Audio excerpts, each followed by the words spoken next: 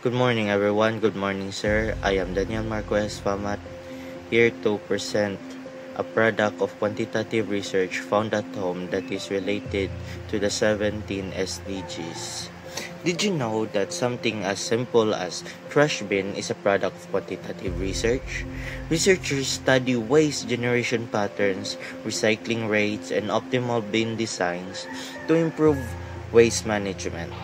This helps address SDG 12, responsible consumption and production, by reducing landfill waste and promoting recycling.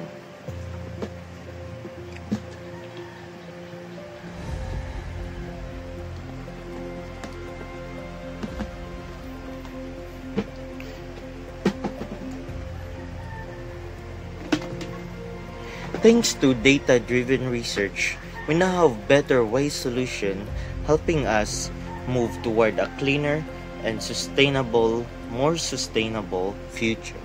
Thank you.